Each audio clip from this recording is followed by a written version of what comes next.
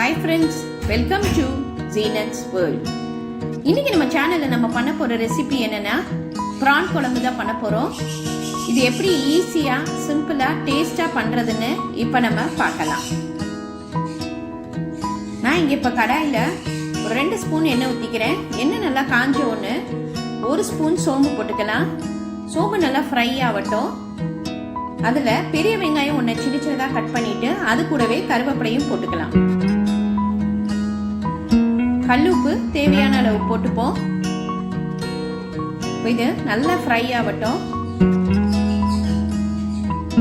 Onion நல்லா fry ஆயிடுச்சு. அதுல 1 ஸ்பூன் இஞ்சி பூண்டு பேஸ்ட் போட்டுக்கலாம். இஞ்சி பூண்டோட பச்சை வாசனை போற வரைக்கும் வதக்கிடலாம்.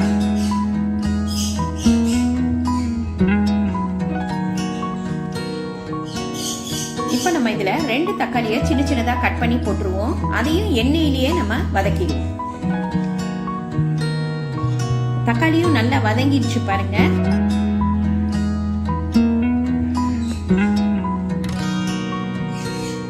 இப்ப நம்ம இதுல 2 பச்சை மிளகாவை கீறி போட்டுருவோம். இப்ப இது கூடவே நம்ம கட் பண்ணி வச்சிருக்கிற கத்திரிக்காயையும் இதுல போட்டுடலாம். தண்ணியை ஊத்தாம நம்ம இந்த எண்ணெயிலேயே தான் இந்த கத்திரிக்காவை நல்லா வதக்க போறோம். அப்பதான் குழம்பு நல்லா டேஸ்டா இருக்கும்.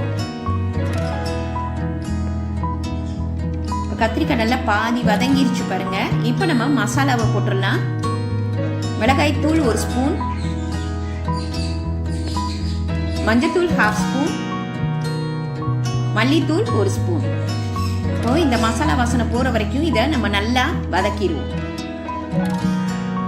இப்ப நல்லா பெரட்டியாச்சு பாருங்க. இப்ப நம்ம இதுல 1 கிளாஸ் தண்ணி ஊத்திடலாம்.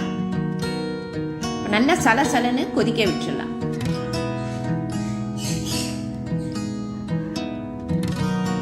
கத்திரிக்காய் நல்லா வெந்த ஒன்று தான் நம்ம கிளீன் பண்ணி வச்சிருக்கிற அந்த எறாவை போடணும். நான் எறாவை மஞ்சத்தூள் போட்டு நல்லா பெரட்டி வச்சிருக்கேன். இப்போ அதை இதில் போட்டுடலாம். கத்திரிக்காய் வெந்த ஒன்று போட்டாதான் எறாவும் 2 நிமிஷத்துல நல்லா வெந்துடும். முதலே போட்டோம்னா எறா ரப்பர் மாதிரி ஆயிடும். அதனால கத்திரிக்காய் வெந்த உடனே நம்ம எறால போட்டுடலாம். இப்போ நல்லா 2 சேர்ந்து கொதிக்க ஆரம்பிச்சிருச்சு பாருங்க. இப்போ ஒரு 5 நிமிஷம் நம்ம மூடி போட்டு வேக விட்டு எடுத்துடலாம். இப்போ அதுக்குள்ள நம்ம தேங்காவை அரைச்சிருவோம். ஒரு 3 பத்தை தேங்காவை மிக்சி ஜார்ல போட்டு தண்ணி ஊற்றி நல்லா நைஸா அரைச்சிருங்க. நம்ம பால் எடுக்க போறது கிடையாது, அப்படியே தான் அரைச்சு ஊத்த போறோம். கரகரப்பா இல்லாம நல்லா தேங்காவை நைஸா அரைச்சிருங்க.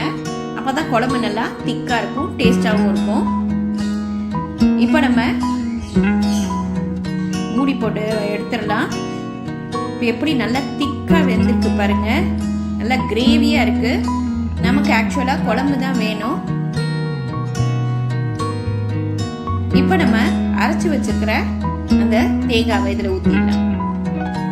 நமக்கு எந்த அளவுக்கு குழம்பு வேணுமோ அந்த அளவுக்கு மிக்சி ஜார்ல அந்த தேங்காயோடைய தண்ணியும் ஊத்தி இதுல ஊத்திடுவோம்.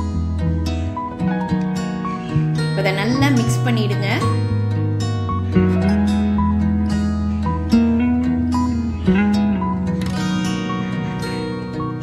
நல்லா மிக்ஸ் பண்ணிட்டு நம்ம மூடி போட்டு ஒரு 5 நிமிஷம் நல்லா கொதிக்க விட்டுடலாம்.